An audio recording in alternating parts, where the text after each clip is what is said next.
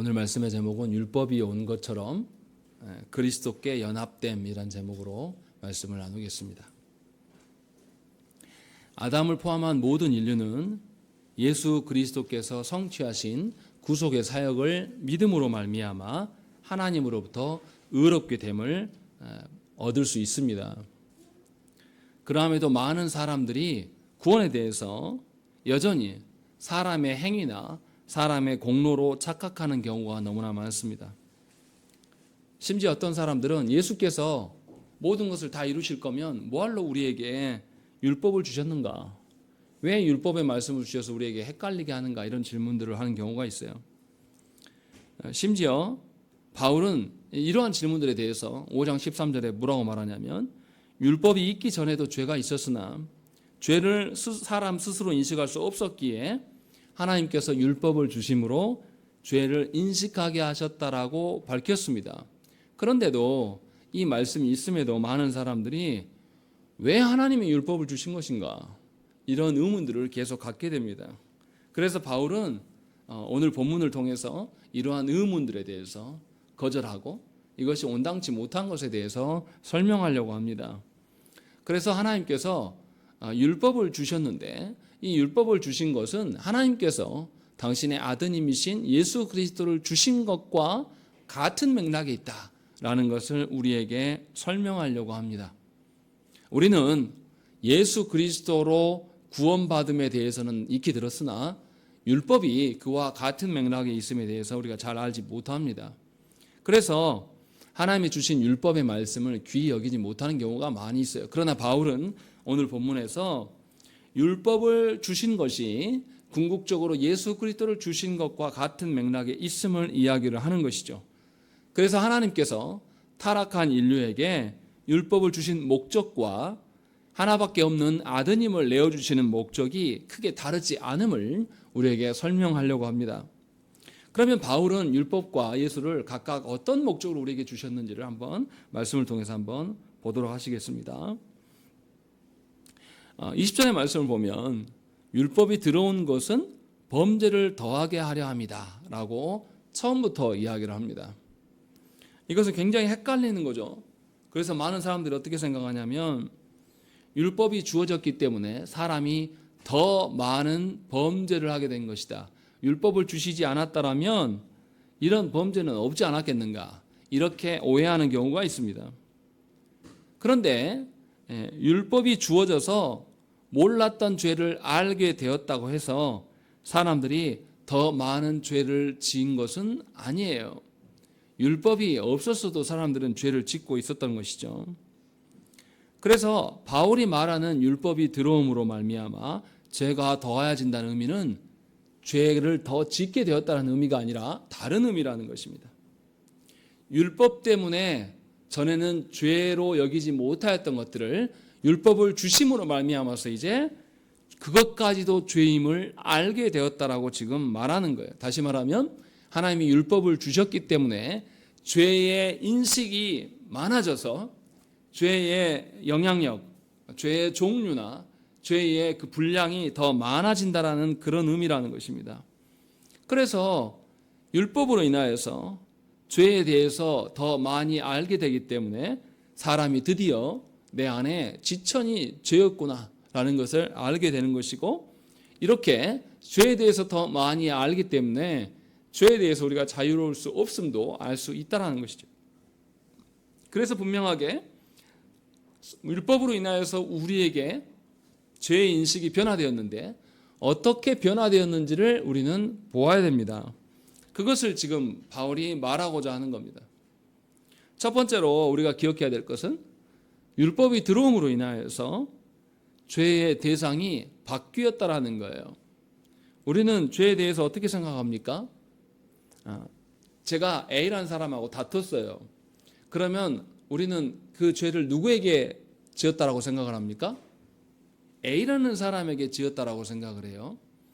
그런데 율법을 하나님께서 주시고 보니까 이 죄를 내가 A라는 사람에게 지은 게 아니에요. 다른 분에게 지은 것을 깨닫게 되는 것이죠. 누굽니까? 하나님 앞에서 범죄한 것임을 알게 되었다는 것입니다. 율법이 들어오기 전에는 우리는 죄를 어떤 식으로 여겼냐면 사람들끼리의 죄로 생각했단 말이에요. 그래서 당사자인 나와 죄를 같이 그에게 행했던 그 사람 간의 문제로만 죄를 받기 때문에 그 사람이 없어지든지 아니면 그 사람과 관계가 새롭게 되면 죄가 다 해결됐다라고 생각을 한 것이죠. 그러나 하나님께서 율법의 말씀을 주셨어요. 그러면 기준이 누가 됩니까? 이제 하나님이 기준이 되시는 것이죠. 그래서 율법에 제정하신 하나님이 기준이 되기 때문에 사람끼리 범죄하였어도 그 율법의 제정자이신 하나님을 향해서 범죄한 것이 되는 것을 깨닫게 된다는 것입니다. 그래서 사람끼리 범죄한 것도 하나님 앞에서의 범죄인 것이고, 사람이 피조세계에 위해를 가한 것도 피조세계의 주인이신 하나님을 향한 범죄임을 드디어 깨닫게 되었다는 것이죠. 그래서 범죄의 대상이 전에는 사람들끼리 그냥 끝난 것으로 생각했으나 율법이 들어온 이후로부터는 하나님 앞에서의 범죄가 되는구나라는 것을 깨닫게 됩니다. 그래서 성경에서는 그렇게 밝히고 있습니다. 다윗이 누구에게 범죄하였습니까? 밧세바에게 간음했어요. 임신시켰어요. 그리고 또 누구를 죽입니까? 밧세바의 남편인 우리아를 죽입니다. 분명히 밧세바와 우리아에게 범죄한 것이에요. 그런데 나단 선지자가 다윗에게 와서 무슨 일하게 합니까? 네가 밧세바를 간음하고 우리아를 죽인 것은 누구를 업신여긴 것이다. 하나님을 업신여긴 것이다 라고 나단 선지자는 책망합니다. 다윗도 이것에 대해서 깨달아요. 내가 사람에게 위해를 가한 것이 결국은 하나님께 범죄한 것이구나 라는 것을 알게 되고 하나님께 자복하면서 회개하는 모습을 보입니다.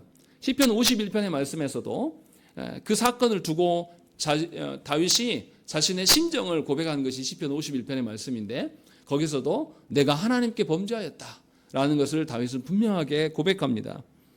또한 우리가 아는 신약 성경에서 아나니아와 삽비라가 어떻게 해서 죽습니까?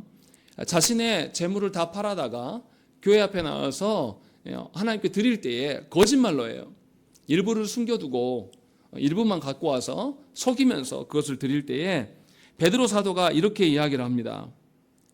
땅이 그대로 있을 때에는 네 땅이 아니며 판 후에도 네 마음대로 할 수가 없더냐? 어찌하여 이 일을 네 마음에 두었느냐? 사람에게 거짓말한 것이 아니요 하나님께로다 라고 말하면서 이들에게 잘못을 지적해 주셔요. 분명하게 이 아나니아와 삽비라가 자신의 재물을 가지고 했음에도 불구하고 재물을 주신 분은 하나님이시고 그래서 하나님께 범죄한 것이다 라는 것을 성경은 분명하게 우리에게 알려줍니다. 그러나 하나님의 말씀을 모르는 세상 사람들은 여전히 죄를 하나님을 상정하지 않아요. 죄에 대한 대상자가 하나님으로 보지 않습니다. 그저 사람의 일로 봐요. 그래서 세상 사람들은 극악무도한 죄를 지었어도 어떻게 하면 그 형벌을 감해 줍니까? 그 사람에게 합의 보려고 하는 제스처를 보이면 형벌을 감해 주는 일이 벌어져요. 반성문을 쓴다든지 아니면 법원에다 공탁금을 건다든지 그러면 형벌이 낮아집니다. 그러면 그 악한 사람은 어떻게 합니까? 나중에 공탁금을 다시 찾아가 버려요.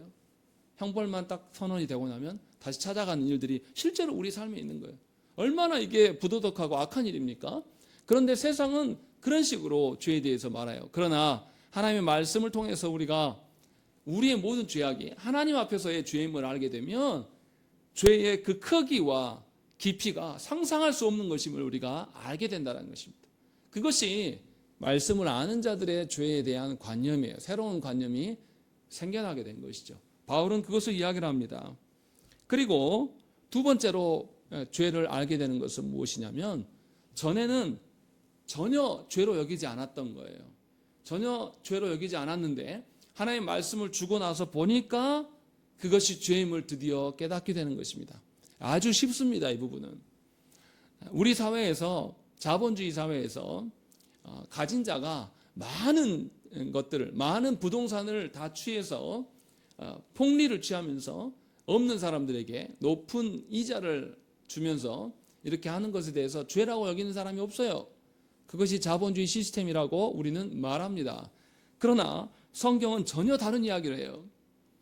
하나님께서 이스라엘 백성들에게 가나안 땅에 들어가서 살으라고 하면서 몇 가지 규칙을 주십니다. 이스라엘의 사회적 약자를 위하여서 추수할 때 어떻게 합니까? 모퉁이의 곡식을 추수하지 말라라고 명합니다. 또 한 번 추수할 때 땅에 떨어진 곡식을 줍지 말라라고 이야기를 해요. 또 포도원에 포도를 거둘 때에도 남겨두라고 이야기를 해요. 또 포도원 알맹이가 바닥에 떨어진 것도 줍지 말라라고 이야기합니다. 이것이 하나님의 명령입니다. 우리는 반대로 이야기하죠. 왜 힘껏 일했는데 남겨놓냐? 바닥에 있는 것까지 싹 주어라. 이게 자본주의의 생리에 합당한 것이고 현명한 것이다 라고 우리 시대는 말합니다.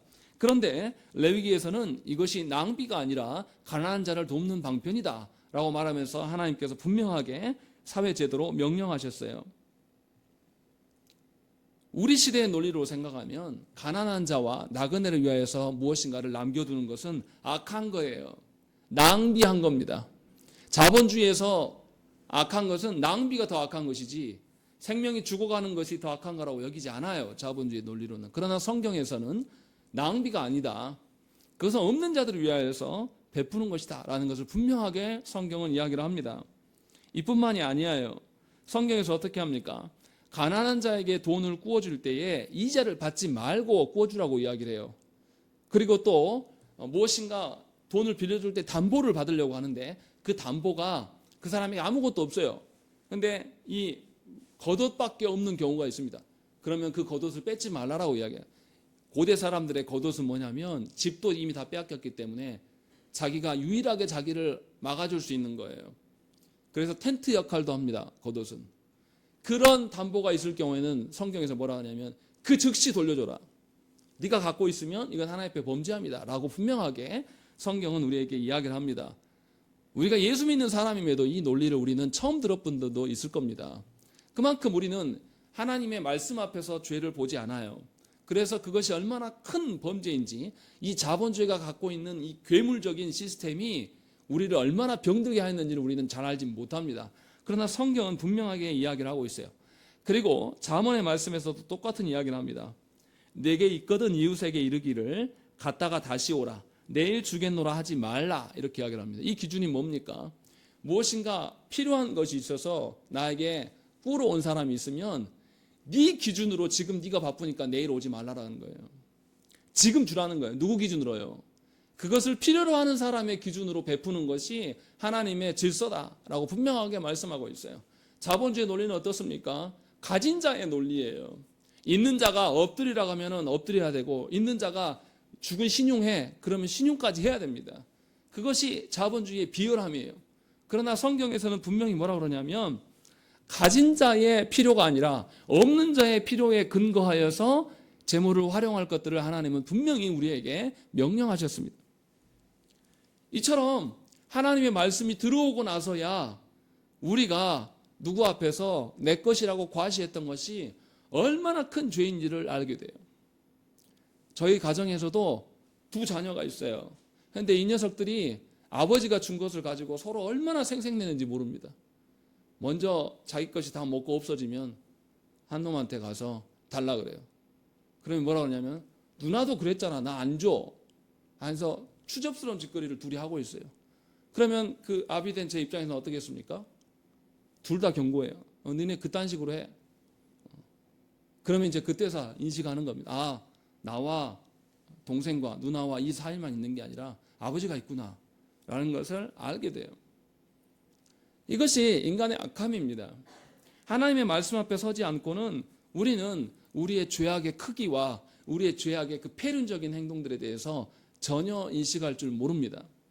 그냥 우리는 뭐라고 말하냐면 우리가 만들어 놓은 자본주의와 민주주의 시스템에 합당한 것이기 때문에 나는 의인이고 이것에 따라오지 못하는 자들이 저들이 바보이고 병신이다. 이렇게 말하는 거예요.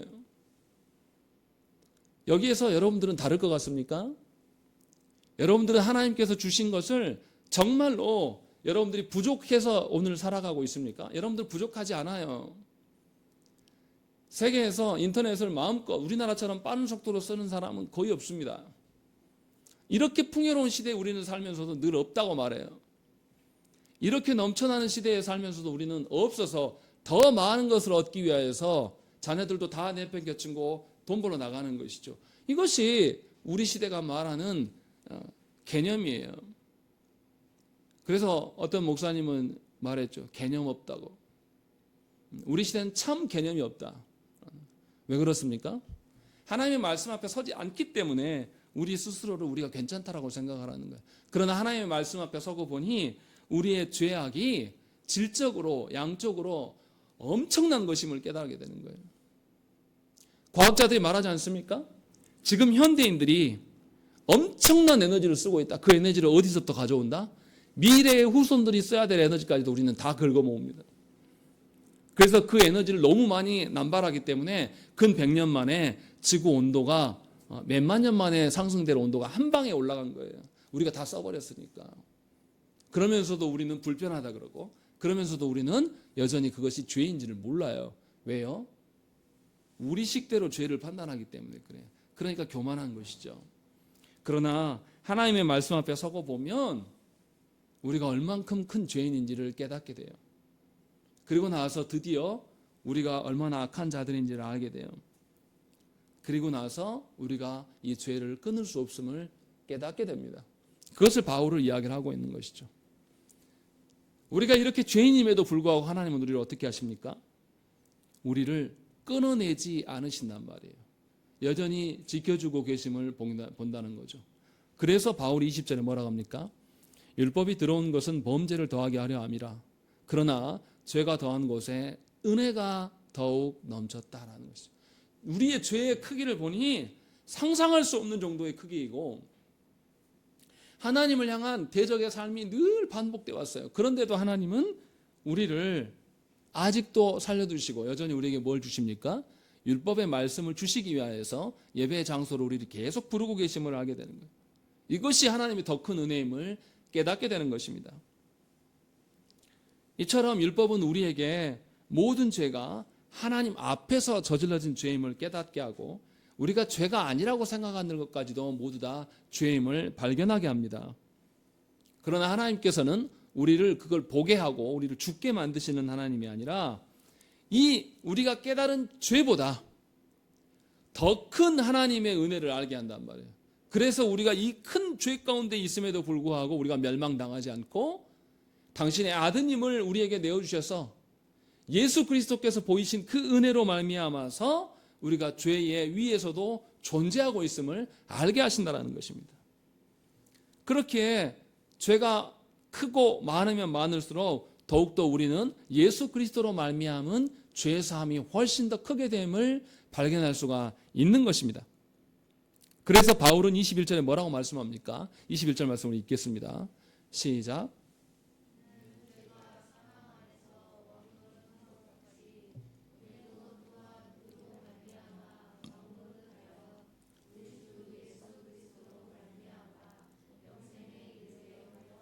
예, 바울은 21절에서 놀라운 이야기를 해요. 죄가 사망 안에서 왕노릇한 것이 있는데 이것이 하나님께서 예수 그리스도로 말미암아서 보이신 하나님의 의를 이루신 그 예수 그리스도의 그 의의 왕노릇함이 훨씬 크다라는 거예요.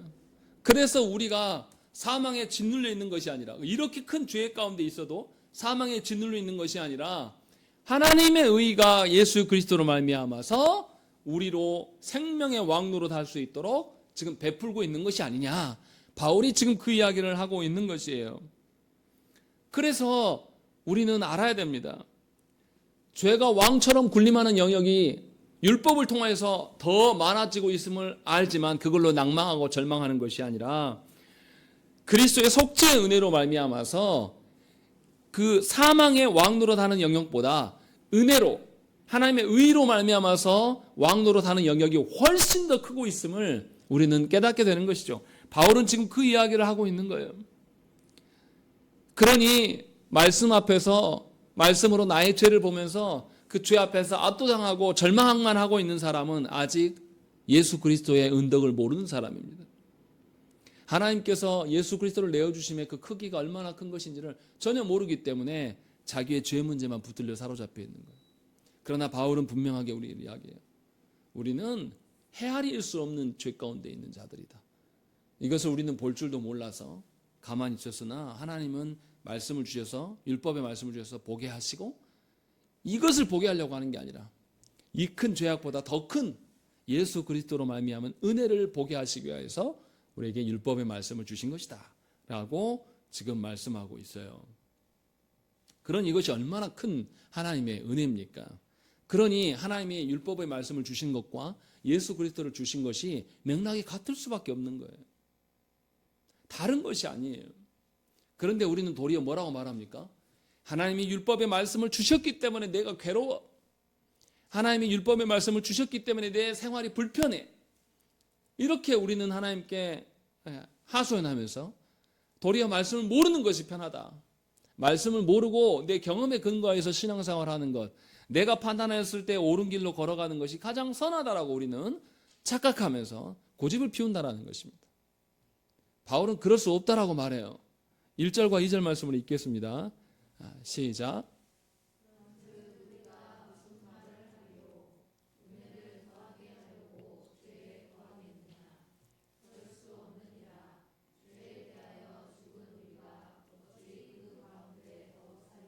예, 바울은 분명하게 1절과 2절에서 이야기하는 거죠.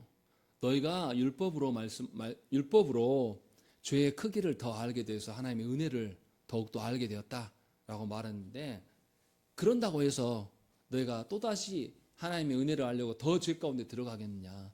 그럴 수 없다. 왜냐하면 예수 그리스도로 말미암아 우리는 죄에 대해서 어떻게 됐다고요?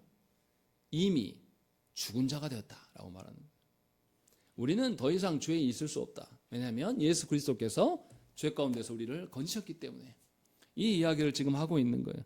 그러니 죄를 범하였기 때문에 하나님의 은혜를 더한다. 이 논리는 이제 그만하라는 거예요. 그런데 어떻습니까? 여전히 한국 교회에서는 사람들의 경험담을 말하는 간증을 이야기합니다. 간증에서 말할 때 뭐 합니까? 자기의 죄가 얼마나 컸는지를 이야기를 해요. 그리고 나서 이것이 있었기 때문에 깨달은 것처럼 말해요. 이거 통하지 않는다라는 거예요. 왜냐하면 예수 그리스도께서 보이신 우리를 죄로부터 죽은 자게 되게 하셨기 때문에 더 이상 죄가 우리 안에 움직일 수 없게끔 되어 있어요. 그런데 어떻게 우리가 또 죄 가운데 있을 수 있겠느냐? 그런 말도 안 되는 소리는 허망한 것이다 라고 이야기를 하는 거예요. 그러함에도 우리는 뭐라고 합니까? 기독교 안에도 일부 그런 사람들이 있어요. 예수께서 십자가에 달리신 것은 누구 때문이다? 가룟 유다가 예수님을 팔았기 때문이다. 이렇게 말하는 이 어리석은 사람들이 있어요. 또 뭐라 그러냐면 아담이 타락하게 된 것은 아담 때문이 아니라 누구 때문이다? 뱀 때문이다 라고 이야기하는 거예요. 뱀이 있었기 때문에 아담이 타락한 것이다. 이런 식으로 책임을 전가하면서 돌리는 그런 방식으로 이해하려고 하는 사람들이 있어요. 그러나 분명하게 우리가 아셔야 돼요. 예수 그리스도께서 우리를 위하여서 죽으심은 예수님 혼자 죽으신 것이 아니라 우리도 함께 죽은 것입니다. 그래서 우리 안에 죄가 더 이상 존재할 수가 없어요. 죄가 죽어버린 거예요. 우리가 독감 예방주사를 맞잖아요. 예방주사 맞으면 우리 몸에서 이제 더 이상 독감이 영향력을 끼칠 수 있습니까? 없습니까? 없는 상태로 몸을 만들어 놓는 거잖아요.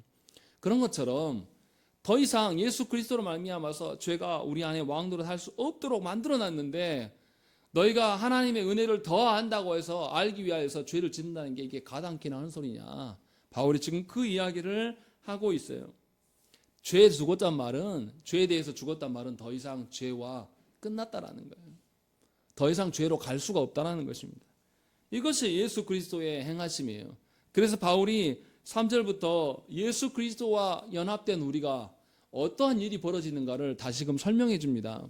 3절 말씀을 한번 읽겠습니다. 시작.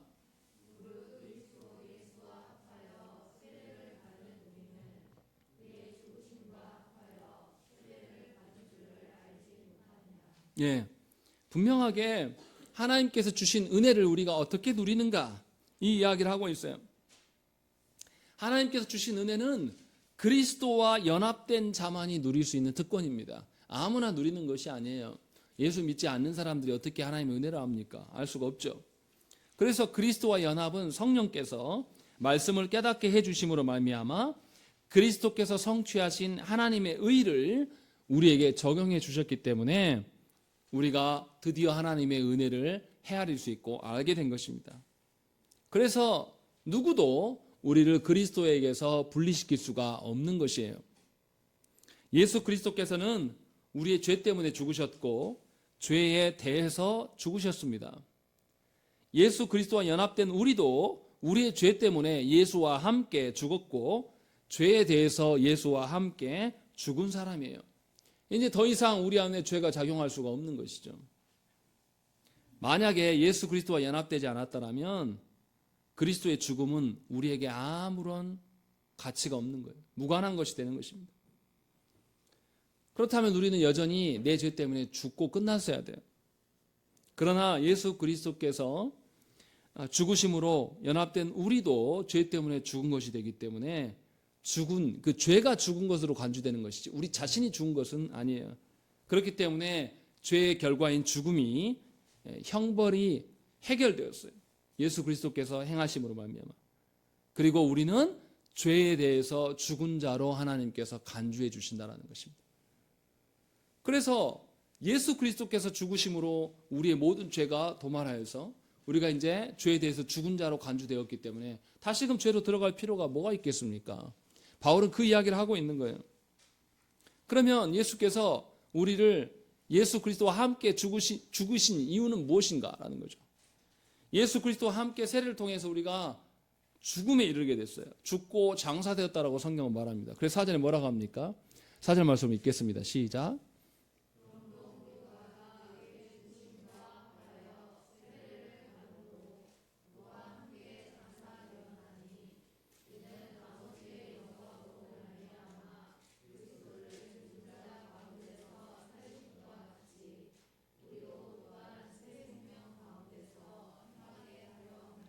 예, 분명히 하나님께서 우리를 그리스도와 함께 죽게 하신 것, 그래서 죄의 형벌을 면케 하신 것, 죄 사함의 은혜를 베푸신 것, 그것만이 목적이 아니다라고 바울은 추가적으로 설명하고 있어요.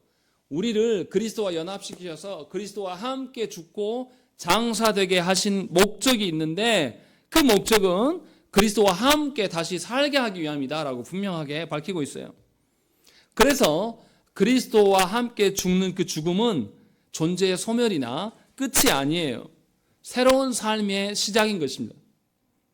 바울은 이러한 새로운 삶은 아버지의 영광으로 말미암아 그리스도께서 죽은 자 가운데서 다시 부활하신 것처럼 우리에게도 시작되었다라고 분명하게 밝히고 있습니다.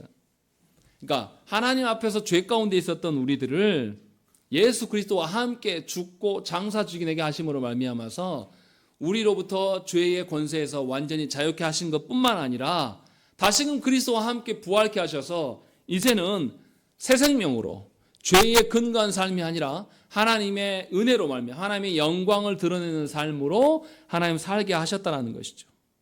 그래서 디모데후서 3장 16절과 17절에 모든 성경은 하나님의 감동으로 된 것으로 교훈과 책망과 바르게 함과 의로 교육하기에 유익하니 이는 하나님의 사람으로 온전하게 하며 모든 선한 일을 행할 능력을 갖추게 하려 함이라라고 되어 있어요.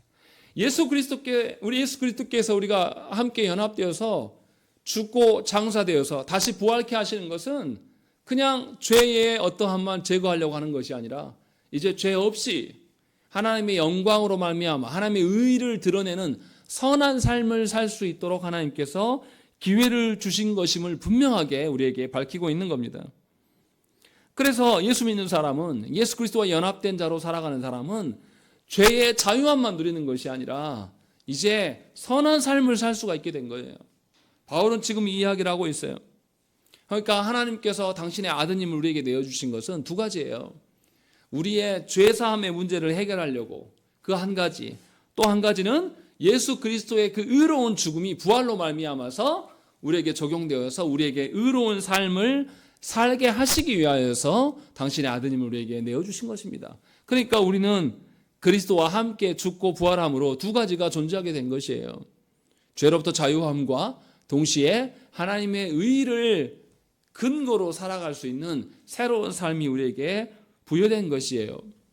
그러니 예수 그리스도의 부활은 곧 우리의 부활이고 예수 그리스도의 부활하심으로 인해서 우리는 새 생명으로 새 삶을 살아가는 것이에요. 그런데 안타까운 것은 뭐냐면 조국교회 안에서 예수 그리스도를 말미암아 이 죽음과 부활을 우리가 존중하냐 이 말이에요. 정말로 예수 그리스도와 함께 죽기를 우리가 소망하냐 이 말이에요. 안타깝게도 조국 교회는 죽으려고 하지 않습니다. 죽기보다는 세상 속에서 자신의 존재감을 드러내고 싶어 해요. 그래서 교회가 뭐합니까? 정치에 기웃거려요. 교회 직분자들이 타락하여서 자신의 직분의 권한을 가지고 정치인들을 만나면서 세상에서 자신의 존재를 과시하려고 예를 씁니다. 세상에서 자기가 소금으로서 죽어가는 역할로 자기의 존재는 무명하여도 하나님 나라의 영광을 드러내는 방식으로 살려고 하는 교회가 없다라는 것입니다. 이거는 성도들이 그렇다라는 거예요. 여러분들도 세상 속에서 하나님 앞에서 무명으로 살아가는 것이 목적이 아니라 세상 속에서 유명한 자로 살기를 원하지 않습니까? 그래서 여러분들 자녀들이 하나님 앞에서 유명하기보다는 세상에서 유명하기를 원해서 세상의 가치와 질서에 우리 자녀들을 두기 위해서 몸부림치지 않습니까? 그러나 이것은 예수 그리스도와 함께 죽음을 전혀 모르는 자들의 태도라는 것이에요.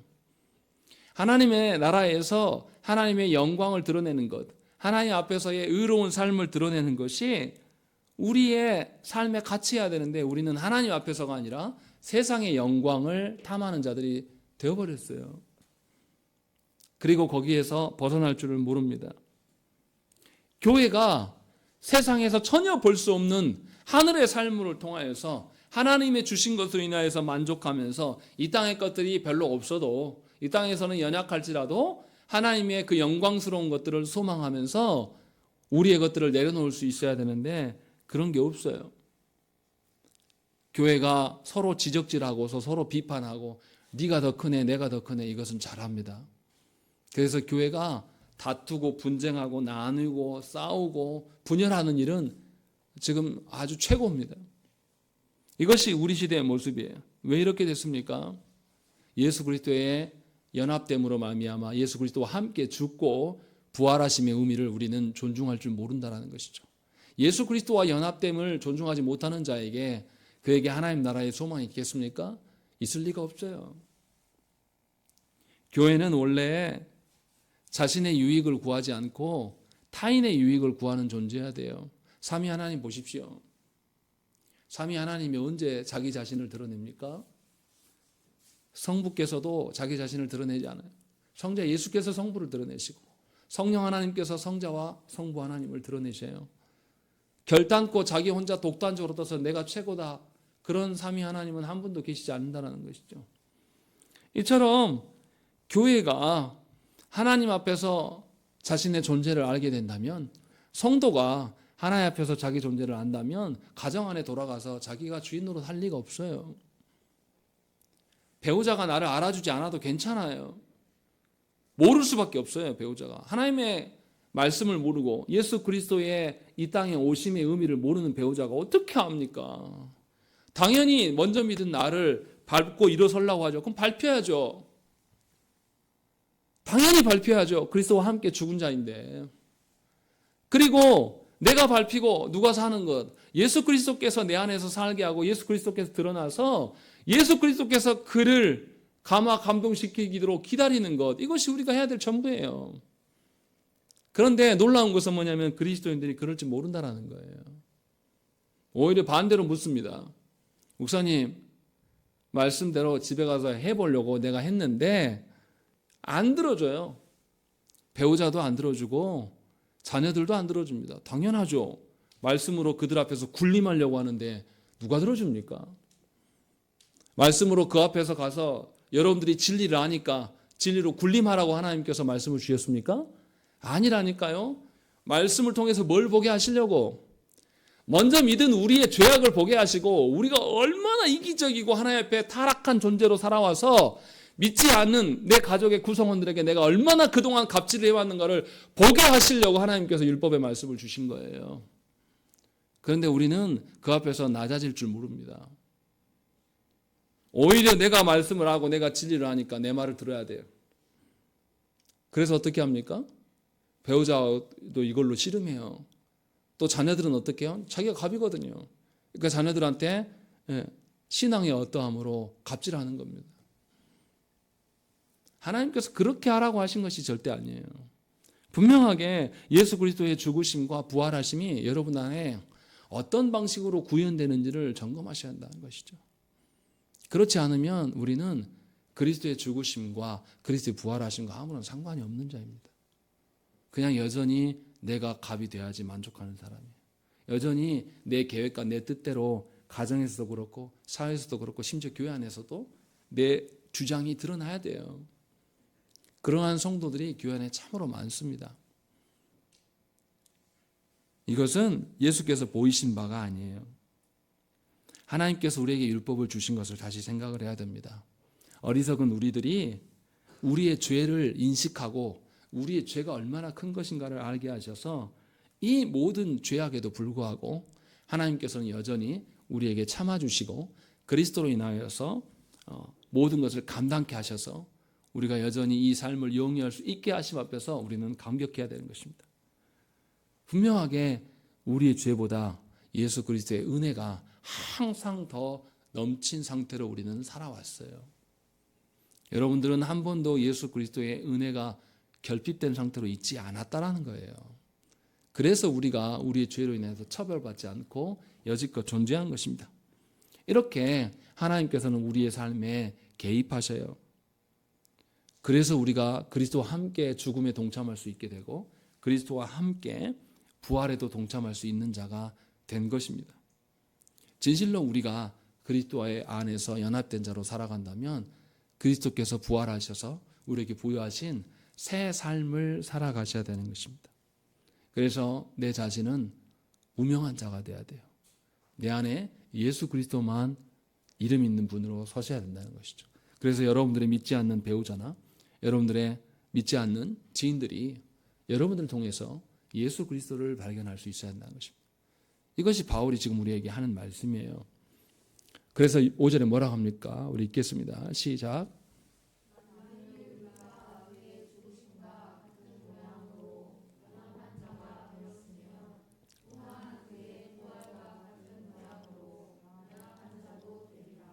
바울은 분명하게 이야기를 해요. 그리스도와 연합된 죽는 자가 되어야지만 그리스도와 연합된 부활로 사는 자가 될 수 있다라는 것을 우리에게 말씀하고 있는 것이죠. 그러니 정말로 우리에게 주어진 삶에서 내가 죽는 자인가를 돌아보십시오. 누구 앞에서도 내 권위를 높이고 내 권리를 주장하고 내 이름값을 드러내려고 하면 여러분들은 그리스도와 상관이 없는 자들입니다. 그리스도와 함께 죽음으로 살아갈 때에 우리는 그리스도의 부활하심의 삶을 살아갈 수가 있어요. 그래서 그 부활의 증인된 삶은 예배당에서만 하는 것이 아니라 우리의 삶의 곳곳에 드러나는 거예요. 하나님께서 우리에게 주신 모든 재능과 재물과 건강과 시간과 환경과 주어진 모든 사람들과의 관계 속에서 여전히 예수 그리스도의 부활하심만이 드러나기를 우리 모두가 소원해야 됩니다. 그러할 때에 다시금 하나님의 영광이 우리 가운데 존재하게 되는 것이고 예수 그리스도의 부활하심의 그 능력으로 인하여서 그 은혜가 나에게만 머무는 것이 아니라 드디어 나와 함께하는 자들에게도 전달될 수가 있는 그런 역사가 있습니다. 여러분 가정이 아직도 복음 안에서 세워지지 않는 것은 누구의 책임입니까? 우리가 그리스도 안에서 복음 안에서 우리의 죄악 앞에서 아직도 죽지 않기 때문이에요. 분명하게 그 사실을 아시고 율법을 통하여서 하나님께서 우리에게 죄를 보게 하시는 이유를 예수 그리스도의 십자가의 죽으심과 함께 죽으심으로 여러분들이 깨닫고 예수 그리스도의 부활하심으로 증거하는 삶이 되시기를 간절히 축원합니다. 함께 기도하겠습니다.